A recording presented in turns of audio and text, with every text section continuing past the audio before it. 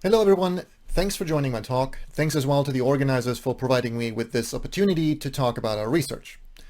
My name is Michael Bender. I'm an assistant professor at the Department of Social Psychology at Tilburg University in the Netherlands. And in my work, I focus on culture in general, particularly acculturation, international students, identity, but also many other aspects.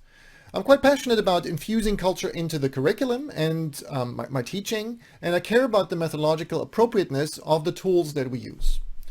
In my talk today, I would like to focus on a few meta-analytic studies that we have conducted, and I want to report on some of the general findings, but I would particularly like to conclude with some observations and some thoughts on what I think we can all do a little bit better to connect the knowledge that we generate. Please feel free to reach out to me in case you have any questions. One of the really rewarding aspects of working in our field is that we are working in an inherently collaborative manner. I think we would hardly get as much done if we would not be doing that, if we would not do cross-cultural work with one another, and I really think that this is important and beautiful. I thank my collaborators that are listed here, but also the many other people that I work with. Working together with many people also means that there's a lot of variability of viewpoints, and we need to find ways to capitalize on the benefits of that and minimize the disadvantages. So disadvantages could be, for instance, that terminologies differ and that there's a loss of efficiency and clarity about communicating in terms of that. But first, let me start with a summary of the three studies that I want to report on. They're all meta-analyses, and they're all seeking to understand some relevant factors at the intersection of culture and psychology, which help us understand how people adjust in multicultural settings. In the first meta-analysis, we have looked at the overall relation of perceived cultural distance and psychological adjustment. Please note that this is not the objective difference that may exist between contexts, but the subjectively perceived differences between, for instance, a host society and one's own cultural background. So we're currently in the process also of putting this manuscript together. In the second meta-analysis, we have investigated the link between biculturalism and psychological adjustment. Biculturalism is having access to two cultural repertoires, broadly speaking, which is typically assessed with measures on bicultural identity integration. And finally, we have linked social support to psychological adjustment among international students. Questions were, does support matter? And which type of support may matter most? I will provide some answers to the overall research questions on the following slides. Let's start out with the study on perceived cultural distance. The analyses are based off 43 studies and 219 separate effect sizes. We did a random multi-level effect meta-analyses because multiple effect sizes were nested within publications and even multiple studies within these publications.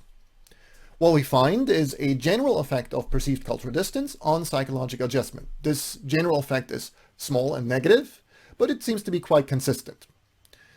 We checked for a number of moderators, but we did not find many relations. For biculturalism, the analyses are based off of 90 studies and 704 separate effect sizes. Again, we did a random multi-level effect meta-analysis. We find a small, consistent positive effect, which is in line with the previous meta-analysis by Nguyen and Bennett-Martinez. We also found a number of moderators of this overall relationship, but I want to focus here on just one. We see that the type of analysis seems to make a difference. The overall relationship is something that we can confirm for continuous measures, so the small, consistent positive effect, but there is no relation between biculturalism and adjustment when we assess biculturalism with categorical measures, or when we reduce basically a continuous measure to a categorical measure. For social support, the analyses are based off 76 studies and 257 separate effect sizes. Again, we did a random multi-level effect meta-analysis. We find a small, consistent, and positive effect, which is something that is roughly in line with the general effect size that we see in social psychological research.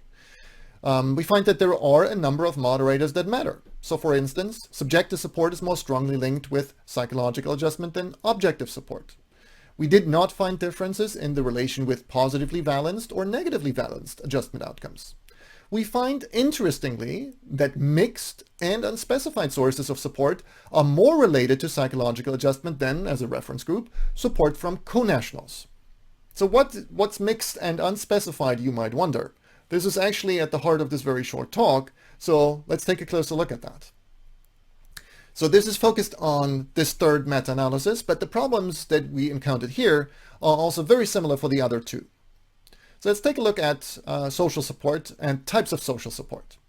So we can either look at, for example, subjective social support, so people reporting on the notion that they can count on their friends, but we can also look at objective social support, so which is the absolute number of people that are in a person's network. Now, what's mixed then? Mixed means that we cannot distinguish in the study what people have done. So in most cases, we know that they have assessed subjective and objective social support, but we don't know how to disentangle this overall score because they just provide a summary score. When we look at the sources of support, we see a relatively similar picture. We see that we can distinguish between whether the support comes from co-nationals, so for example, same ethnic peers, or from non-co-nationals, which could be, for example, for the case of international students, could be the host society or the university, for example. And then we have, again, mixed cases where we do know that, well, it is co-nationals and it is non-co-nationals, but we cannot tell them apart, but it could also be unspecified. And unspecified really here is the issue because we do not know what has been assessed. It could be co-nationals, it could be non-co-nationals, it could be something else. Let me put this into numbers. So when we set out to do these meta-analyses, and particularly the one on social support among international students, we were interested in the substantive relations between the target variables. As we were working our way through the literature, and particularly I found it quite difficult to arrive at that, and we were getting somewhat frustrated. And I think this table here summarizes the biggest obstacle that we have encountered. So when we look at the number of, just here again, the support sources, when we look at the number of mixed reported studies, that's 29, and unspecified cases, that's 62. That is quite a substantial number of the 257 studies that we had in all. So I think I have realized over the course of the meta-analyses that we have done how important it is to highlight what we can do in order to prove also our communication here. And this is very much also linked with the measures and the tools that we are using. So for social support, many studies actually develop new items rather than employing an existing scale. So most frequently, the social connectedness scale is used. That's not necessarily relevant, but the most frequent one is still only 11 studies that have used that. So I set out to do these meta-analyses in order to find out what the aggregated overview is in terms of the relations between the target variables. We, I think, got a lot more than we bargained for because it quickly became more than just a content or theory-driven question. It became also a study in how we do studies, so how our fields are doing studies. We faced a number of obstacles, particularly when aspects were insufficiently reported. That was quite frustrating, of course, but I think a meta-analysis is also a great opportunity to find out what everyone has been doing and how we can make progress from there. I think I've never worked through as many papers as in the last 2 years when we were working on these meta-analyses.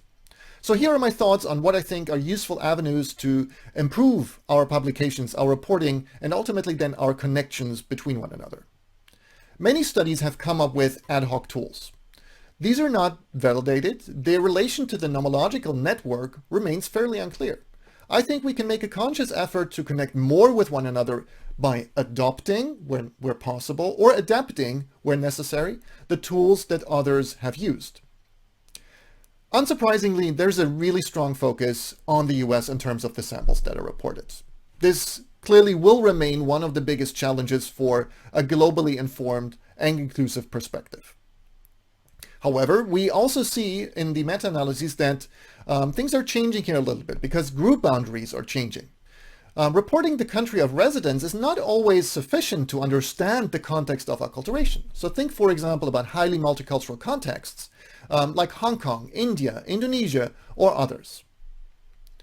We also see that the analyses that people use are critically important for finding or not finding the relationships that we set out to assess.